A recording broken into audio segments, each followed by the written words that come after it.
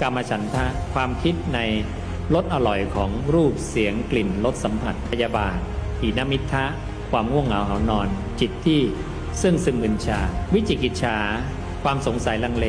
อุทธัจจกุกุจจะความฟุ้งซ่าน5อย่างนี้พระศาสดาบอกเป็นอกุศลอกุศลเนี่ยละได้ด้วยการอยู่กับลมหายใจซึ่งท่านตรัสว่าเป็นเสาเขื่อนเสาหลักขณะที่อยู่กับลมหายใจอกุศลจะดับปัญญาจะเกิด